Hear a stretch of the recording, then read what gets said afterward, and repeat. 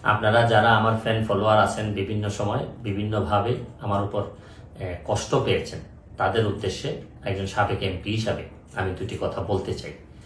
আমি আপনাদের এই সংস্কার, কোটা সংস্কার যে আন্দোলন, এই আন্দোলনে বা বৈষম্য বিরোধী ছাত্র আন্দোলন, এই আন্দোলনে কোটা সংস্কারের জন্য আমি সবসময় আপনাদের সাথে ছিলাম এবং এটাতে যারা আহত নিহত হয়েছেন তাদের পক্ষেও, এই বিচারের পক্ষেও আমি ছিলাম।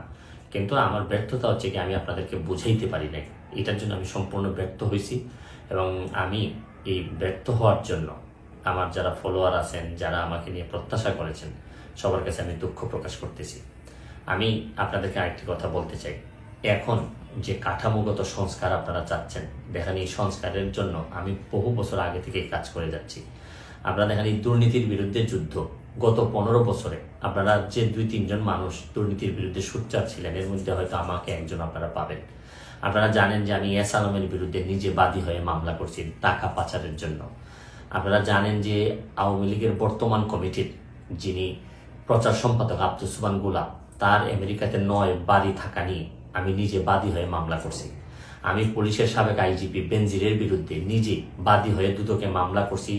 মহান সংসদে আমি তার বিরুদ্ধে বক্তব্য দিছি। মতিউর যে কর কমিশনার মতিউরের বিরুদ্ধে আমি মামলা করছি। আমি সালাম মুর্শিদির বাড়ির নিয়ে মামলা করছি। আমি আপনি সালাউদ্দিন, কাজী সালাউদ্দিন যে ফুটবলের দুর্নীতি নিয়ে আমি কথা বলছি। ওসি মুয়াজ্জেমের বিরুদ্ধে আমি নিজে মামলা করছি, করে তার 8 বছরের সাজা হয়েছে ডিজিটাল নিরাপত্তা আইনে। আপনারা জানেন যে জীবনে যত ঝুঁকি ছিল, আপনারা জানেন যে এই কোটা আন্দোলন শুরু হওয়ার 2 সপ্তাহ আগে আমি প্রেস কনফারেন্স করে বলতে বাধ্য হয়েছি, আমি জিডি করছি যে আমার জীবনের উপর হুমকি আছে এইসব দুর্নীতির বিরুদ্ধে প্রতিবাদ করতে গিয়ে। সুতরাং আমি এই যুদ্ধে সবসময় চেষ্টা করছি। এখন আপনারা যারা যে যুদ্ধ শুরু করছেন, ছাত্র জনতার নেতৃত্বে যে যুদ্ধ, এই যুদ্ধে আমি মনে করি যে দুর্নীতির বিরুদ্ধে যুদ্ধ, এই যুদ্ধে আমি আপনাদের সবসময় আমি আপনাদেরকে দোয়া করি যে আমি যতদিন আসি চেষ্টা করে যাব দুর্নীতির বিরুদ্ধে এই যে যুদ্ধ, এই যুদ্ধে সবসময় শরীর থাকার আমার জায়গা থেকে আমি চেষ্টা করব। এই বলে আজকের মতো বিদায় নিচ্ছি।